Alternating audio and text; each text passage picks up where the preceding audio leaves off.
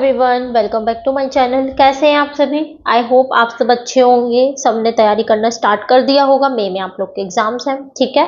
सो आज हम unit first का ही एक और टॉपिक पढ़ते हैं जिसका नाम है नॉलेज। What is knowledge? ठीक है, हिंदी में इसको कहते हैं ज्ञान। ठीक है, तो नॉलेज क्या है? नॉलेज एक अवेयरनेस है, एक अंडरस्टैंडिंग है। आप किसी चीज से फैमिलियर होते हो, किसी फैक्ट से, किसी इंफॉर्मेशन से, स्किल्स जो आपने एक्वायर की होती हैं थ्रू एक्सपीरियंसेस, एजुकेशन से, रीजनिंग से, ये क्या है? नॉलेज है। नॉलेज क्या है? एक अवेयरनेस, एक अंडरस्टैंडिंग या एक फैमिलैरिटी किन के प्रति? फैक्ट्स के बारे में, इंफॉर्मेशन के बारे में, स्किल्स के बारे में जो आपने एक्सपीरियंसेस से एक्वायर की थी, एजुकेशन के बारे में या रीजनिंग के बारे में, वो ही क्या है? ज्ञान है। ठीक है, फिलॉसफी में नॉलेज की स्टडी को एपिस्टेमोलॉजी कहा जाता है। ठीक है, which examines its nature, origin and limit. क्योंकि फिलॉसफी में हम लोग क्या करते हैं, नॉलेज की जो स्टडी है उसको एपिस्टेमोलॉजी कहा जाता है, और इसके अंदर हम ये देखते हैं कि नॉलेज का नेचर क्या है, कहाँ से ये ओरिजिनेट हुई और क्या इसकी लिमिट्स है, ये सब हम पढ़ते हैं। देखो, अलग अलग फिलॉसफी आपकी आई, तो अलग अलग फिलॉसफी ने नॉलेज के अलग अलग डेफिनेशन दी। ऐसे तो बहुत सारी फिलॉसफीज हैं, लेकिन मैंने यहाँ पे सिर्फ कुछ ही फिलॉसफीज का यहाँ पे जिक्र करा है कि इनके हिसाब से नॉलेज का क्या मतलब है। ठीक है, कुछ ही आपकी बुक में है, ज्यादा आपकी बुक में भी नहीं है, लेकिन बस एक ओवरव्यू के लिए है कि हाँ, इतनी ये कुछ फिलॉसफीज हैं और इनके हिसाब से नॉलेज का ये मतलब है। ठीक है, उसके बाद जो मेन मतलब आज के टाइम पे चल रहा है, क्योंकि धीरे धीरे डेफिनेशंस जो हैं आपकी वो डेवलप होती रहती हैं, वो भी उनमें भी कुछ ना कुछ चेंजेस आते ही रहते हैं। ठीक है, तो नॉलेज क्या है? Is generally understood as the information pertaining to the material world and the spiritual world, not to the human being. देखो, अगर हम बहुत ही संक्षिप्त में बात करें तो ज्ञान क्या है? ये पूरा मटेरियल वर्ल्ड जो हम देख रहे हैं, ये पूरा जगत, और जो स्पिरिचुअल वर्ल्ड है, जो भगवान का दुनिया है, इन दोनों दुनिया को समझना ही क्या है? नॉलेज है। ठीक है, in the field of philosophy इसको अलग अलग तरीके से अलग अलग फिलॉसफीज में डिफाइन करा गया है नॉलेज को। तो देखते हैं, उपनिषदिक फिलॉसफी के हिसाब से जो हमारा ह्यूमन लाइफ है उसका अल्टीमेट एम ही है इमेंसिपेशन, मतलब मोक्ष पाना ही तुम्हारा जीवन का सबसे बड़ा धर्म है। ठीक है, तो ट्रू सच्चा ज्ञान क्या है? जो इंसान की मदद करे इमेंसिपेट करने में, उसको मोक्ष प्राप्त करने में। तो उपनिषदिक फिलॉसफी के हिसाब से true knowledge is that which emancipates. ठीक है, फिर आई आपकी न्याय फिलॉसफी। न्याय फिलॉसफी के हिसाब से देखो, ये जो न्याय फिलॉसफी है, सबसे पहले तो समझते हैं कि ये किसने फाउंड की थी। तो न्याय फिलॉसफी को सेज गौतम ने आपका फाउंड करा था। ठीक है, और इस न्याय जो वर्ड है, न्याय आप हिंदी में भी समझ सकते हो, न्याय। ठीक है ना, मतलब जो चीज वैलिड है उसको प्रमाण द्वारा एक तरीके से सही साबित करना, वही तो होता है न्याय, है ना। तो इसको इसीलिए हम ना इसको तर्क शास्त्र भी हम इस फिलॉसफी को, न्याय को कहते हैं। ठीक है, या फिर कह दो प्रमाण शास्त्र। प्रमाण का मतलब भी क्या हो गया? तर्क एक तरीके से, तो इसको हम तर्क शास्त्र या फिर प्रमाण शास्त्र भी कहते हैं, और इसको सेज गौतम ने फाउंड किया था। ठीक है, तो ये जो फिलॉसफी है ना, ये इसने ज्ञान को दो पार्ट्स में डिवाइड करा, वैलिड नॉलेज और आपके इनवैलिड नॉलेज। अगर हिंदी में बोले, वैलिड नॉलेज मतलब परम और इनवैलिड नॉलेज मतलब अपरम। मतलब वैलिड नॉलेज इसको बोला जो चीज रियल है, जो चीज सच है, जो चीज रियल है, जिस चीज को हम प्रमाण द्वारा, एविडेंसेस के थ्रू हम उसको सच साबित कर सकें। जो आपके सामने है वही सत्य है या नहीं? जिस चीज का एविडेंस है, जिस चीज का प्रमाण है, that is the valid knowledge. Invalid knowledge क्या है? जो आपकी बिल्कुल एरर से भरी हुई है, जो डाउटफुल है, वो सारी आपकी कैसी है? इनवैलिड नॉलेज है। ठीक है, तो वैलिड नॉलेज क्या है? Which is true, direct and non errorness. ठीक है, इनवैलिड नॉलेज क्या है? जैसे कि आपका डाउट हो गया, एरर हो गया, जो तो वैलिड नॉलेज और इनवैलिड नॉलेज, इन दोनों का कैटेगराइजेशन करा, इन दोनों में कैटेगराइजेशन करा न्याय फिलॉसफी ने नॉलेज को। ठीक है, आप देख सकते हो 4 वैलिड सोर्स होते हैं आपके प्रमाण की। सबसे पहला होता है आपका परसेप्शन, जिसको हम हिंदी में प्रत्यक्ष भी बोलते हैं। ठीक है, परसेप्शन जो हम डायरेक्ट सेंस करके ऑब्जेक्ट ऑब्जेक्ट को हम नॉलेज गेन करते हैं, जब हम किसी ऑब्जेक्ट के कांटेक्ट में हो और अपनी डायरेक्ट सेंस के थ्रू एक्सपीरियंस करके हम उस ऑब्जेक्ट के नॉलेज हम गेन करते हैं परसेप्शन के थ्रू। प्रत्यक्ष है जो हमारे सामने वही सत्य है, ठीक है। दूसरा होता है आपका इन्फ्रेंस, जिसके बारे में हम अनुमान लगा लेते हैं। जो नॉलेज हम अपने, जो हम पहले उस चीज को लेके परसेप्शन रख चुके हैं और अपनी थोड़ी बहुत रीजनिंग लगा ली, तो वही तो होता है अनुमान। अनुमान क्या होता है कि आपको किसी चीज के बारे में थोड़ा बहुत ज्ञान है, पहले से आपने परसीव कर रखा था उसकी थोड़ी बहुत नॉलेज, और थोड़ी बहुत आपने अपनी रीजनिंग लगा दी, तो आपने उसके बेसिस पे अनुमान लगा दिया, तो वो होता है इन्फ्रेंस। फिर आता है आपका कंपैरिजन। कंपैरिजन को हिंदी में बोला जाता है उपमान। नॉलेज जब आपके कंपैरिजन करते हैं, चीजों के बीच में एक रिलेशन फाइंड आउट करने की कोशिश करते हैं। वर्बल टेस्टिमनी, जिसको हम शब्द बोलते हैं, ठीक है, एक रिलायबल, एक वैलिड इंफॉर्मेशन जो आपको स्क्रिप्चर्स से मिलते हैं। भाई जो ये हमारे ग्रंथ थे, जैसे लाइक स्क्रिप्चर्स हैं जो ये हमारे, तो ये क्या है, एक वैलिड सोर्स ऑफ इंफॉर्मेशन ही तो है या नहीं भाई, किसी ने तो लिखी है ये सब, तो ये सब क्या है, वैलिड सोर्स ऑफ इंफॉर्मेशन है जो ट्रस्ट वर्दी है, इन पर ट्रस्ट किया जा सकता है। वर्बल टेस्टिमनी, तो ये आपके क्या है, 4 वैलिड सोर्स हैं जो आपके वैलिड नॉलेज को प्रमोट करते हैं, ठीक है।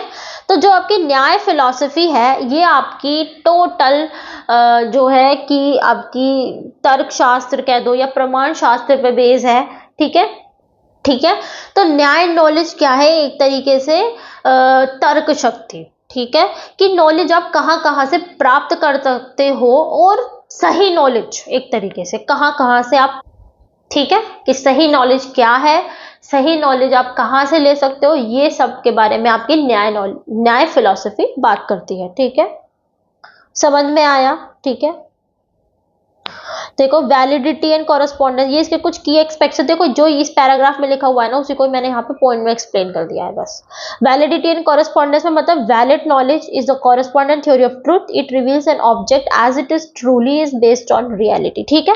तो न्याय फिलॉसफी के बारे में आपको समझ में आया कि जो न्याय फिलॉसफी है, हम किसी चीज, न्याय फिलॉसफी जो है, इसने नॉलेज को 2 पार्ट्स में कैटेगराइज करा, valid knowledge and invalid knowledge. Valid knowledge को परम भी बोलते हैं, इनवैलिड नॉलेज को अपरम बोलते हैं। वैलिड नॉलेज क्या होती है कि जो चीज, वैलिड नॉलेज गेन करने की आपके पास 4 वैलिड सोर्सेज हैं, प्रमाण हैं, जिसको हम कह सकते हैं perception, inference, comparison and verbal testimony, ठीक है।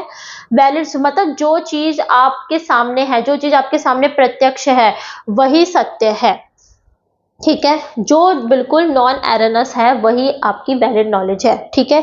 लाइक आपके स्क्रिप्चर्स होते हैं, तो ये जो स्क्रिप्चर्स हैं, ये क्या है, एक रिलायबल इंफॉर्मेशन है, रिलायबल सोर्स ऑफ इंफॉर्मेशन है, जो कि ट्रस्ट वर्दी भी है, ठीक है। या फिर परसेप्शन होता है कि आपके सामने कोई ऑब्जेक्ट रखा है, आप उस ऑब्जेक्ट के कांटेक्ट में हो और आप अपने सेंसेस के थ्रू कोई नॉलेज जो भी आप गेन कर रहे हो, this is a valid knowledge, ठीक है। जो दिखाई दे रहा है, जो प्रत्यक्ष है, वही सत्य ज्ञान है, ठीक है। और जो दिखाई नहीं दे रहा, जिसको लेके हम डाउटफुल हैं, तो वो आपका क्या है, इनवैलिड नॉलेज है, ठीक है। तो ये थी आपकी न्याय फिलॉसफी, ठीक है। फिर आपकी आई योगा फिलॉसफी। योगा फिलॉसफी के हिसाब से क्या था, नॉलेज जो है आपकी, इन्होंने बोला कि जो नॉलेज है, अपनी आत्मा को पहचानना ही सत्य ज्ञान है, सच्चा ज्ञान है, ऐसा योगा फिलॉसफी ने बोला, ठीक है।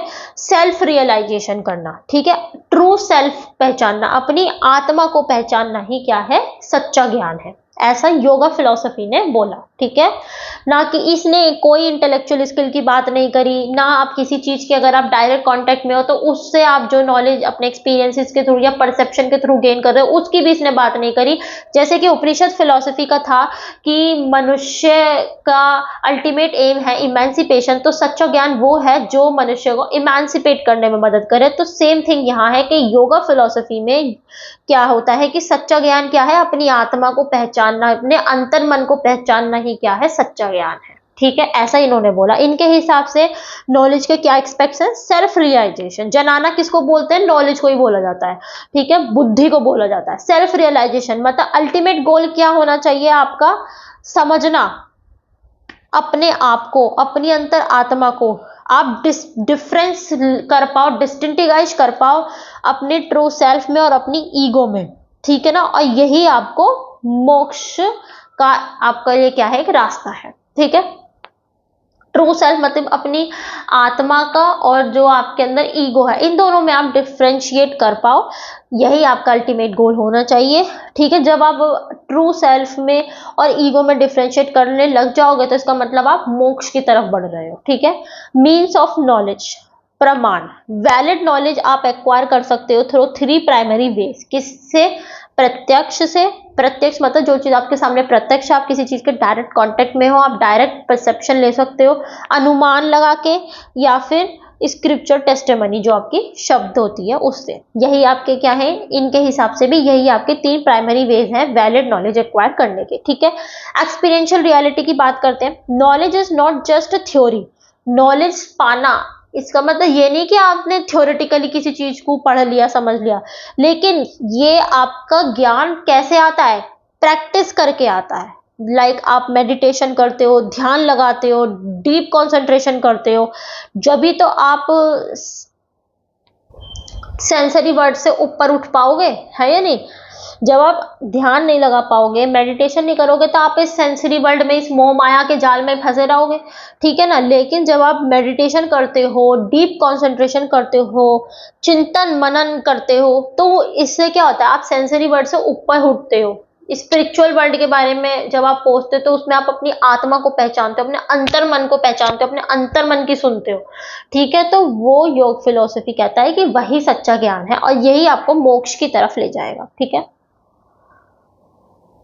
ठीक है, तो योगा फिलॉसफी में क्या होता है, knowledge is the tool that transform consciousness leading to samadhi enlightenment where the seek understand the oneness with the divine. मतलब योग फिलॉसफी के हिसाब से ज्ञान एक वो टूल है जिसमें जो पर्सन है वो अपने आप को समझता है, डिवाइन पावर्स जो उसके अंदर हैं उनको वो समझता है, ठीक है। और जो योग फिलॉसफी के हिसाब से जो सच्चा ज्ञान है वो आपको एनलाइटमेंट की तरफ ले जाता है, मतलब को मोक्ष प्राप्ति की तरफ ले जाता है, ठीक है। फिर आई आपकी अद्वैता वेदांता फिलॉसफी आई। तो अद्वैता वेदांता फिलॉसफी के हिसाब से ज्ञान क्या है, तो इनके हिसाब से ज्ञान है आपका, इनके हिसाब से जो सच्चा ज्ञान है वो ये है ब्रह्मा को पहचानना। इनके हिसाब से जो ये पूरा यूनिवर्स है वो ब्रह्मा से बना हुआ है, ठीक है।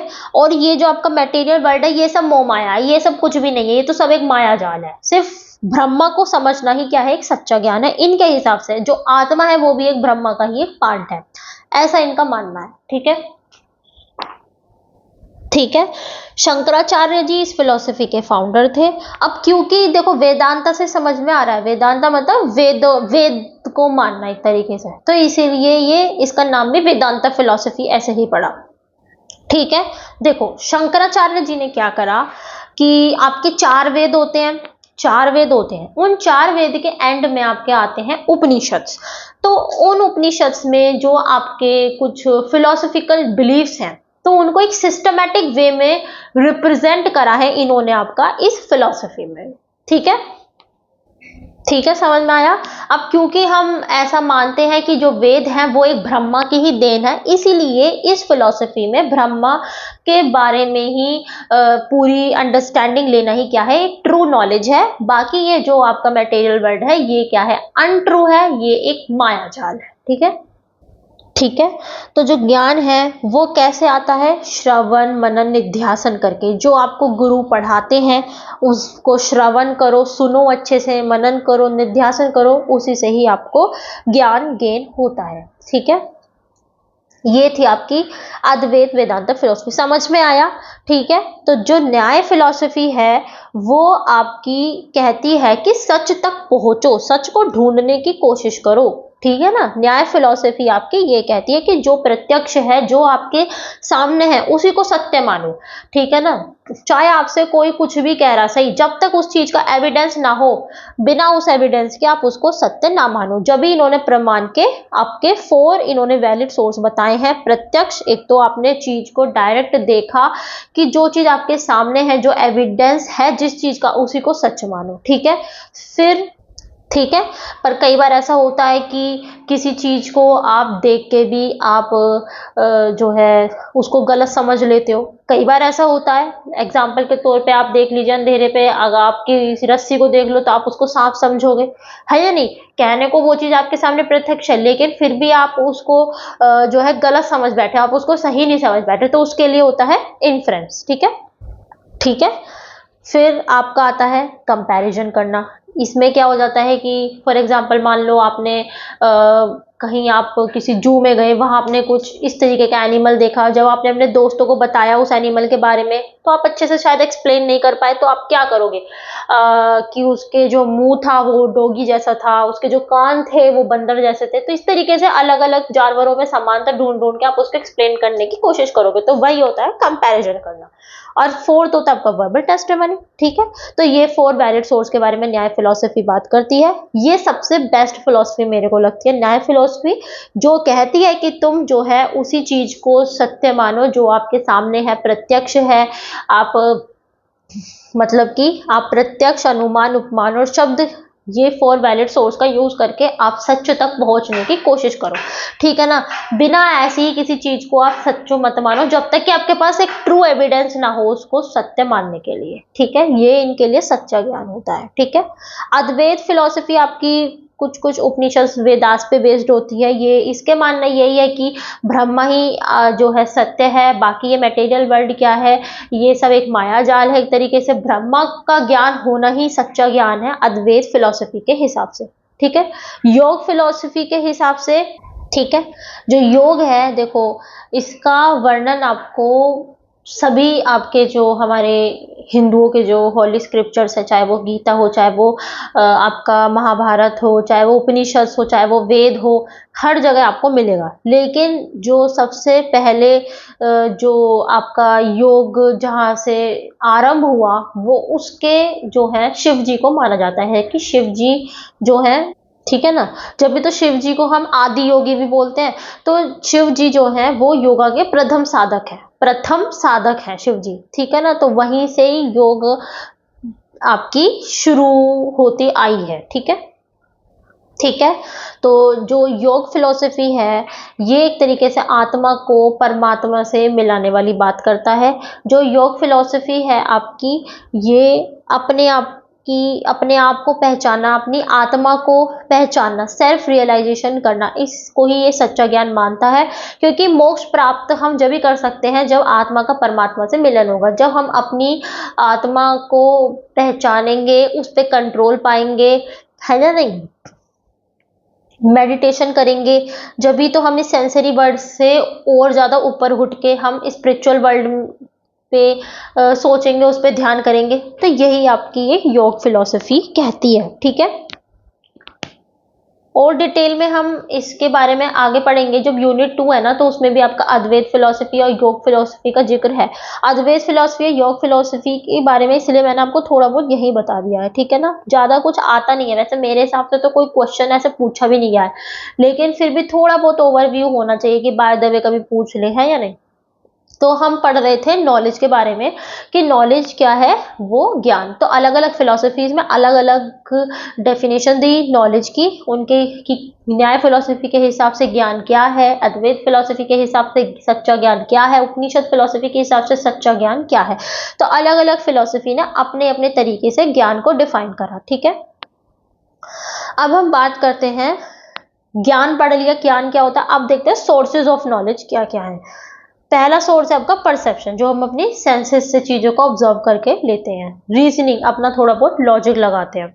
मेमोरी, जो हम अपने पास्ट एक्सपीरियंसेस जो हमारे माइंड में रिटेन होते हैं, जो इंफॉर्मेशन स्टोर होते हैं हमारे माइंड में, वो भी क्या एक तरीके से नॉलेज ही है। टेस्टिमनी, मतलब कि जो हम दूसरों से सीखते हैं, स्पीच से, बुक्स से, मीडिया से, वो आपकी क्या होती है, टेस्टिमनी। तो ये आपके 4 सोर्सेज हैं किसके, नॉलेज के। ठीक है, अब आते हैं हम टाइप्स ऑफ नॉलेज की तरफ या फॉर्म्स ऑफ नॉलेज की तरफ। ठीक है, तो अलग अलग फिलोसफीज ने अलग अलग तरीके से नॉलेज को आपका जो है कैटेगराइज करा है। ठीक है, कुछ हम फिलोसफीज का कैटेगराइजेशन पढ़ते हैं, कुछ हम एक बेसिक फॉर्म जो होती है नॉलेज की, जो हम आज के टाइम पे भी एक्सेप्ट करते हैं, मानते हैं, फॉलो करते हैं, उनको देखते हैं। ठीक है, तो न्याय फिलोसफी ने नॉलेज को दो पार्ट्स में डिवाइड करा है, presentative knowledge and representative knowledge. Presentative knowledge वो नॉलेज जिसको हम अपने सेंसेस के थ्रू एक्वायर करते हैं। रिप्रेजेंटेटिव नॉलेज वो हो जाती है जो आपकी लाइक मेमोरी होती है, ठीक है, जो आपके अनुभव होते हैं, वो आपका किस में आता है, रिप्रेजेंटेटिव नॉलेज में आता है। ये नॉलेज आपकी इनवैलिड होती है, वही आपकी जो मैंने आपको पहले बताया था, valid knowledge and invalid knowledge, इसी में ही तो इन्होंने दो नॉलेज को दो पार्ट में कैटेगराइज करा था, वही कैटेगराइजेशन है। यहाँ पे आप वैलिड और इनवैलिड भी लिख सकते हो, या प्रेजेंटेटिव या रिप्रेजेंटेटिव लिख दो, वो एक ही बात है। वैलिड नॉलेज जो आप अपनी सेंसेस के थ्रू एक्वायर करके लेते हो, जो चीज प्रत्यक्ष है, जो परसेप्शन से रिसीव करते हो नॉलेज, वो आपकी वैलिड नॉलेज होती है। रिप्रेजेंटेटिव नॉलेज जो कि इनवैलिड होती है, जो फुल ऑफ एरर से घिरी हुई होती है, लाइक आपकी मेमोरी होगी, स्मृति होगी, किसी चीज को आप याद करते हो, धुंधली याद है, तो कहीं ना कहीं एरर फ्री तो वो होती नहीं है, फिर भी तो वो आपकी कैसी होती है, वैलिड नॉलेज में आती है। ठीक है, योग फिलोसफी ने भी आपका नॉलेज को दो पार्ट्स में कैटेगराइज करा, real knowledge and complete knowledge. Real knowledge क्या होती है, इस मटेरियल वर्ल्ड की नॉलेज लेना, क्या है रियल नॉलेज। कंप्लीट नॉलेज क्या है, वो है अपनी आत्मा को समझना, अपनी आत्मा की knowledge. The knowledge of the soul ही is the complete knowledge, self realization. ठीक है, तो ये आपकी, मैंने यहाँ पे सिर्फ दो फिलोसफीज के बारे में जिक्र करा है कि इन दो फिलोसफीज ने नॉलेज को दो टाइप्स में इस तरीके से डिवाइड करा या कैटेगराइज करा। अब हम कुछ स्कॉलर्स ने भी नॉलेज को बहुत सारे फॉर्म्स में आपका जो है डिवाइड करा है, उसके बारे में हम पढ़ते हैं। सबसे पहले आती है आपकी लोकल नॉलेज। लोकल नॉलेज क्या होती है, जो हम अपने आसपास के लोकल एनवायरनमेंट से गेन करते हैं, जो हम जिस पर्टिकुलर एरिया में रह रहे हैं, उस पर्टिकुलर एरिया को ऑब्जर्व करना, उसका नेचुरल, सोशल, उसका पॉलिटिकल, कल्चर, इकोनॉमिक एनवायरनमेंट के बारे में जो नॉलेज है, वही आपकी क्या है, लोकल नॉलेज है। मतलब कि आप जैसे कि मान लो आप मेरठ में रह रहे हो, तो मेरठ शहर के एनवायरनमेंट को समझना, वहाँ के लोगों के कल्चर को समझना, वहाँ का सोशल वैल्यूज कैसी है, वहाँ का पॉलिटिकल कैसा है, पॉलिटिकल मतलब पॉलिटिकली वहाँ पे किस तरीके से वहाँ काम चलता है, तो इन सब चीज़ों की नॉलेज होना ही क्या है, लोकल नॉलेज है। मतलब अपना आप जिस एरिया में रह रहे हो, उस एरिया का संपूर्ण ज्ञान इज द लोकल नॉलेज। ठीक है, इंडिविजुअल अपने ही इन्वायरमेंट से इंटरेक्ट करता है और नॉलेज गेन करता है।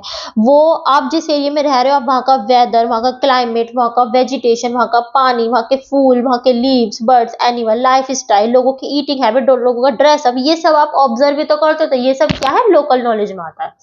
एक्सपीरियंसेस जो होती हैं, ये आपकी डाइवर्स होती है for children living at diverse places. ठीक है ना भाई, देखो सीधी सी बात है, मेरे लिए लोकल एरिया, लोकल नॉलेज क्या होगी, मैं जिस एरिया में रह रही हूँ। आप लोगों के लिए लोकल नॉलेज क्या होगी, आप जिस एरिया में रह रहे हो। तो ये डिफर कर सकती है, बहुत ही डाइवर्स स्कोप है इसका। ये जो नॉलेज होती है डायनामिक होती है, चेंजेबल भी होती है। ठीक है ना, और ये हमारे लोकल ट्रेडिशंस, इंस्टीट्यूशन और रिलेशंस पे बेस्ड होती है। लाइक आज मैं यहाँ हूँ, कल को मैं वहाँ हूँ, तो मेरे लिए लोकल नॉलेज क्या है, चेंज हो जाएगी, तो ये चेंजेबल होती है। ठीक है, दूसरी आती है आपके यूनिवर्सल नॉलेज। ये आपकी किसी पर्टिकुलर एरिया पे लिमिटेड नहीं होती है। ये जो नॉलेज होती है, ये आपकी जो है मतलब कि एक तरीके से जनरलाइजेशन के प्रिंसिपल पे बेस्ड होती है। It is based on the principle of generalization. Generalization से मतलब क्या है कि किसी भी सिचुएशन, कोई भी सिचुएशन क्यों ना आ जाए, रिजल्ट सेम ही मिलना। ठीक है, जैसे कि आपके मैथमेटिक्स के प्रिंसिपल्स हैं, लॉज हैं फिजिक्स के, तो ये सब क्या एग्जांपल्स हैं यूनिवर्सल नॉलेज के। ठीक है ना, जैसे कि 2+2 4 होता है, तो आप कहीं भी चले जाओ, चाहे आंधी आ जाओ, चाहे बाढ़ आ जाए, तूफान आ जाए, 2+2 5 थोड़ी हो जाएगा, 2+2 तो 4 ही रहेगा। तो कोई भी सिचुएशन क्यों ना हो, फिजिक्स के रूल्स जो है, जो प्रिंसिपल्स हैं, जो मैथमेटिक्स के रूल्स हैं, प्रिंसिपल्स हैं, वो आपके जो है सब जगह सेम रहेंगे। आप देश के, वर्ल्ड के किसी भी कोने में चले जाओ, तो ये होती है आपकी यूनिवर्सल नॉलेज। ये आपकी ट्रुथ पे, फैक्ट्स पे बेस्ड होती है। वो प्रिंसिपल्स जो आपके यूनिवर्सली वैलिड होते हैं, like sunrise is in the east, universally valid है। ठीक है ना, तो ये आपके जो है, जो फैक्ट्स होते हैं, जो ट्रुथ होते हैं, जो प्रिंसिपल्स जो आपके यूनिवर्सली वैलिड होते हैं, उन पे ये आपकी यूनिवर्सल नॉलेज बेस्ड होती है। यही होती है एक तरीके से। ठीक है ना, और ये इंडिपेंडेंट होती है ऑफ कल्चर, टाइम और लोकेशन। जैसे कि आपकी लोकल नॉलेज है वो आपकी कल्चरली स्पेसिफिक होती है, क्योंकि अलग अलग लोकल एरिया का कल्चर अलग अलग होता है, लेकिन यूनिवर्सल नॉलेज आपकी सब जगह अप्लाई हो जाती है। फिर आती है आपकी थ्योरेटिकल नॉलेज। थ्योरेटिकल नॉलेज क्या होती है, जो आप मतलब ये थ्योरी किसी चीज की समझना, मतलब कि वो नॉलेज जिसको आपको प्रूव करने की जरूरत ना पड़े बाय ऑब्जर्वेशन, एक्सपीरियंसेस या एक्सपेरिमेंटेशन से, इसको ये सेल्फ परसीव्ड होती है आपकी नॉलेज, ये एक्सेप्ट की जाती है कि लाइक दिस इज ट्रू, और ये सेल्फ प्रूवन होती है, इसको प्रूव करने की जरूरत नहीं होती। इस टाइप की जो नॉलेज होती है आपकी, ये आपकी जो होती है मतलब कि जनरलाइजेशन होती है एक तरीके से दूसरों की ऑब्जर्वेशन का, मतलब लोगों ने कुछ ऑब्जर्व करा और उस ऑब्जर्वेशन के ऊपर ही उन्होंने एक थ्योरी आपकी लिख दी, तो वो आपकी सेल्फ प्रूवन होती है, सेल्फ परसीव्ड होती है। ठीक है, ये नॉलेज जो होती है यूजफुल होती है for the developing knowledge understanding. ठीक है ना, इस टाइप की नॉलेज की तो बहुत ज़रूरत होती है जब आप बहुत ही ज़्यादा किसी टॉपिक पे या किसी पर्टिकुलर सब्जेक्ट पे आप इंटेंसिव डीप स्टडी कर रहे होते हो। तो थ्योरेटिकल नॉलेज जो होती है ये आपकी बेस होती है किसके लिए, प्रैक्टिकल नॉलेज के लिए। जब आप प्रैक्टिकल नॉलेज जब आप ले रहे होते हैं किसी चीज़ को प्रैक्टिकली कर रहे होते हैं, तो उसके पीछे थ्योरेटिकल नॉलेज का तो एक बहुत बड़ा रोल होता है, तो ये उसके लिए क्या होती है, एक बहुत बड़ा बेस होती है। ठीक है, फिर आती है आपकी प्रैक्टिकल नॉलेज, वो नॉलेज जो आप एक्सपेरिमेंट करके गेन करते हो। ठीक है ना, जिसको आप जो है, ये जो नॉलेज होती है आपकी प्रैक्टिकल नॉलेज आपकी स्किल्स पे बेस्ड होती है। थ्योरेटिकल नॉलेज जो होती है उसका यूज़ किया जाता है प्रैक्टिकली, तो उसी को ही हम प्रैक्टिकल नॉलेज बोल देते हैं। ठीक है, इंटरेस्टिंग भी होती है ये, क्योंकि इसमें क्या होता है कि जो आपका लर्नर होता है थोड़ा वो जो है स्ट्रेस डालता है सीखने पे, करके चीज़ों को सीखता है, तो इससे बच्चा इंजॉय करता रहता है। ठीक है ना, जब किसी चीज़ को करके सीखते हैं तो हम इंजॉयमेंट के साथ उस चीज़ को करके सीखते हैं, तो इसलिए ये नॉलेज आपकी इंटरेस्टिंग भी होती है। ठीक है ना, ये आपकी इस नॉलेज को हम और स्ट्रेंथन कर सकते हैं by doing more and more practice and exercise. ठीक है, मॉडर्न एजुकेशनल सिस्टम में इस नॉलेज को बहुत ही ज़्यादा इंपॉर्टेंस दी जाती है। कॉन्क्रीट नॉलेज होती है जो आप जिसको आप परसीव कर सको, जिसको आप देख सको, जिसको आप टच कर सको। ठीक है, कॉन्क्रीट नॉलेज जो होती है आप उसमें जो अर्थ के जो नेचुरल मैटर्स हैं आप उनको ऑब्जर्व कर सकते हो, उनको एनालाइज कर सकते हो, तो ये आपकी क्या एक तरीके से कॉन्क्रीट नॉलेज में ही आता है। ये जो नॉलेज होती है इसमें आपका साइंस आ जाता है भाई, जैसे कि अर्थ के आपके नेचुरल मैटर्स है, लाइक इतने अलग अलग तरीके के रॉक्स हैं, तो ये सब चीज़ें आप छू सकते हो, देख सकते हो, इन सब चीज़ों के बारे में नॉलेज होना, तो ये सब किसके अंतर्गत आता है, साइंस के अंतर्गत आता है। तो इसके अंदर आपकी फिजिक्स, केमिस्ट्री, जूलॉजी, बॉटनी ये सब इंक्लूड हो जाती है, बल्कि इसमें ज्योग्राफी, एस्ट्रोनॉमी, जियोलॉजी, पॉलिटिक्स सब इसके अंदर आ जाता है। मटेरियल वर्ड से रिलेटेड होती है ये, इसलिए इसको कॉन्क्रीट बोला जाता है, फिजिकल बोला जाता है, या इसको मटेरियल नॉलेज भी कहा जाता है। फिर आती है आपकी एब्स्ट्रैक्ट नॉलेज। ये जो नॉलेज होती है ये आपकी विजिबल नहीं होती है, इसको आप देख या टच नहीं कर सकते, इसकी कोई फॉर्म नहीं होती है, इसको आप सिर्फ एक्सपीरियंस कर सकते हो, और इसको अटेन करना भी इतना सिंपल नहीं होता है, इसके लिए बहुत ही ज़्यादा हार्ड प्रैक्टिस करनी पड़ती है। ठीक है, इस नॉलेज को आप जो है 7 स्टेप्स अगर आपने फॉलो कर लिए तो आप इस नॉलेज को ऑब्टेन कर सकते हो। वो 7 स्टेप्स क्या है, एक तो आपके अंदर डिजायर होनी चाहिए नॉलेज की, थिंकिंग आपकी अच्छी होनी चाहिए, इक्वालिटी एंड हार्मनी होनी चाहिए, डिटैचमेंट होना चाहिए, डिवोशन, एसिमुलेशन एंड इंसाइटफुलनेस। ये सब चीजें अगर आपके अंदर हैं तो आप इस नॉलेज को अटेन करने के लिए सक्षम हो। ठीक है, देखो जब आप जैनित का मतलब होता है टॉप, जब आप मेडिटेशन कर रहे हो, तो जब आप मेडिटेशन के बिल्कुल टॉप पे पहुंच जाते हो तब प्रैक्टिशनर है जो प्रैक्टिस कर रहा है, जो मेडिटेशन कर रहा है, और वो मेडिटेशन करता करता करता बिल्कुल उस मेडिटेशन की टॉप लेवल पे पहुंच गया है, तो वो एबल है इस नॉलेज को अचीव करने के लिए। ठीक है, ये नॉलेज आपकी अनहिंडर्ड होती है। ठीक है ना, ये नॉलेज आप जब ऑब्टेन कर लेते हो तो इसका मतलब क्या है, एक तरीके से आप जो है आपने एक तरीके से मतलब कि कहते हैं ना कि सच्चा ज्ञान आपने रिसीव कर लिया। ठीक है ना, उपनिषद में भी इस नॉलेज को अमृत और नेक्टर कहा जाता है। जब भी तो कहते हैं कि मेडिटेशन करो तो आपका आत्मा का परमात्मा से मिलन हो जाएगा। ठीक है ना, और क्या कहते हैं आप सेल्फ रियलाइजेशन कर पाओगे, यही सच्चा ज्ञान है, तो वो सब चीजें। आपके एब्स्ट्रैक्ट नॉलेज में आती है, हर कोई नहीं कर सकता। और भी बहुत सारी फॉर्म्स है, लाइक एक्सप्लिसिट नॉलेज आपकी, लाइक जो कि आपकी कोडेड फॉर्म में होती है, जो कि इजीली शेयर की जा सकती है, डॉक्यूमेंट की जा सकती है, स्टोर की जा सकती है, लाइक मैनुअल्स, फॉर्मूलाज, फैक्ट्स हो गए ये सब। टैसिट नॉलेज होती है आपकी, इसको ट्रांसफर करना बहुत हार्ड होता है, जो आपकी इंट्यूटिव नॉलेज होती है, जो आप अपने पर्सनल एक्सपीरियंसेस से गेन करते हो, ठीक है ना। जैसे कि आपको बाइक कैसे राइड करनी है, ठीक है, मेंटरिंग स्किल्स क्या क्या होते हैं, तो सबका अपना अपना पढ़ाने का तरीका अलग होता है, सब में अलग अलग स्किल्स होती हैं, तो ये इंट्यूटिव नॉलेज होती है, इसको आप शेयर थोड़ी कर पाओगे, ये तो सिर्फ एक्सपीरियंस की जा सकती है। इम्प्लिसिट नॉलेज मतलब एक्सप्लिसिट नॉलेज का ही एप्लीकेशन है आपका ये इम्प्लिसिट नॉलेज, जिसमें स्किल्स अप्लाई की जाती हैं to the new task which are transferable, ठीक है। डिक्लेरेटिव नॉलेज आता है आपका, जो आप लाइक आपकी डिस्क्रिप्टिव नॉलेज, ठीक है ना।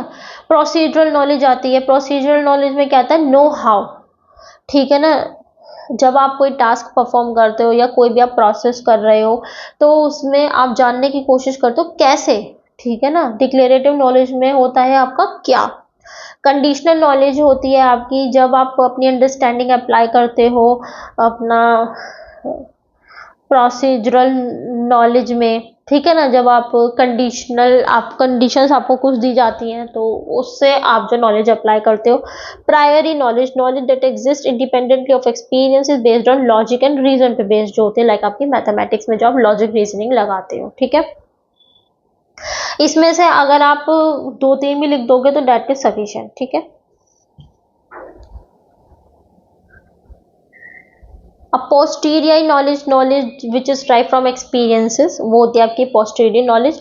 Metacognitive knowledge, knowledge about one's own thinking, learning and cognition, अपनी ही थिंकिंग के बारे में ज्ञान होना, अपनी ही लर्निंग के बारे में ज्ञान होना, क्या होती है आपकी मेटाकॉग्निटिव नॉलेज।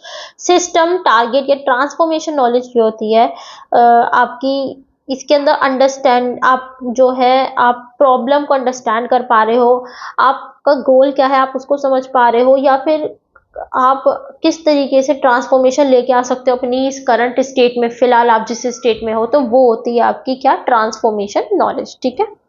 समझ में आया। पोस्टीरियर नॉलेज क्या हो गई, knowledge which is drive from experiences, ठीक है, जो आप एक्सपीरियंसेस गेन करते हो उससे, जो आप या एविडेंसेस के थ्रू जो आप नॉलेज ड्राइव करते हो, वो होती है आपकी पोस्टीरियर नॉलेज। प्रायरी नॉलेज वो नॉलेज होती है जो आप के लॉजिक या रीजन पे बेस्ड होती है, वो होती है आपकी प्रायरी नॉलेज। सॉरी, देखो ये 3 तरीके की नॉलेज है, देखो मैं आपको बताती हूँ, चाहे आप इस पे मत जाना जो ये मैंने लिखा है, ठीक है ना, ये मैंने इस पे मत जाना, ठीक है, मैं आपको अलग से समझा देती हूँ। ये एक होती है, यहाँ लिख देती हूँ, एक होती है आपकी डिक्लेरेटिव नॉलेज, एक होती है आपकी प्रोसीजरल नॉलेज, एक होती है आपकी कंडीशनल नॉलेज। डिक्लेरेटिव नॉलेज में आ जाता है आपका नोइंग व्हाट, किस चीज के बारे में आप जानना चाहते हो।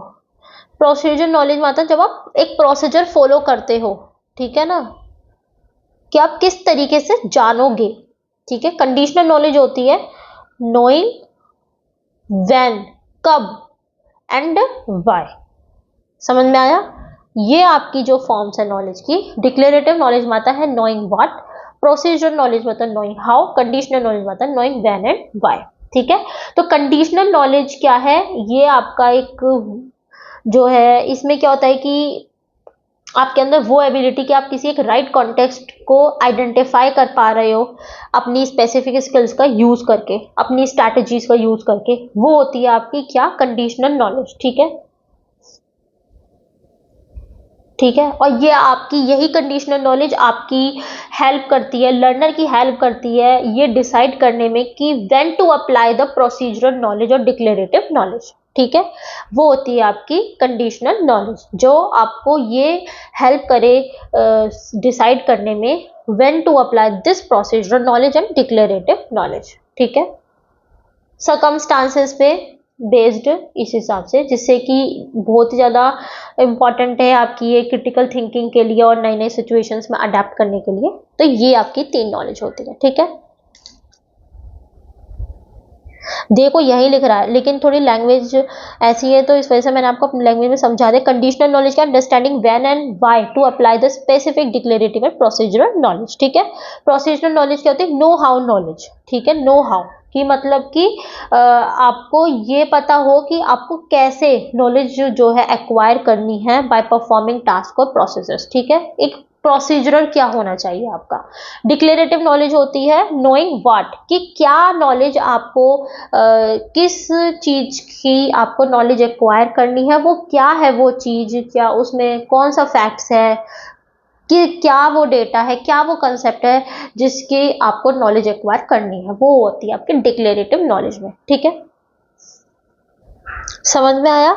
ये था आपका नॉलेज के बारे में कि नॉलेज क्या होती है, नॉलेज की क्या फॉर्म्स हैं, नॉलेज का क्या सोर्स है। तीन चीज तो इंपॉर्टेंट यही है। ठीक है, और कि किस फिलॉसफी के हिसाब से नॉलेज की क्या परिभाषा है, उनके हिसाब से ज्ञान क्या है। ठीक है, और किस फिलॉसफी ने नॉलेज को किस तरीके से क्लासिफाई करा है। ठीक है, तो मैंने क्लासिफिकेशन में सिर्फ मैंने 2 ही फिलॉसफी का जिक्र करा है, और डेफिनेशन में मैंने 2-3 फिलॉसफी का जिक्र करा है। इतना ही सफिशिएंट है, ज्यादा करने की जरूरत नहीं, क्योंकि यूनिट 2 जब हम पढ़ेंगे ना, यूनिट 2 में आपका अद्वैत फिलॉसफी का जिक्र है, सांख्य फिलॉसफी का जिक्र है, योग फिलॉसफी का भी जिक्र है, बहुत सारी फिलॉसफी का जिक्र है। लेकिन मेरे हिसाब से एग्जाम में इन सब के बारे में नहीं पूछा जाता है, जो मेरे को लग रहा है। ठीक है, तो इसीलिए मैंने अद्वैत फिलॉसफी क्या होती है, योग फिलॉसफी क्या होती है, इन दोनों के बारे में तो मैंने आपको यहीं पे ही बता दिया, थोड़ा बहुत मैंने आपको यहीं बता दिया, इतना ही सफिशिएंट है, क्योंकि मेरे हिसाब से नहीं आता है इतना।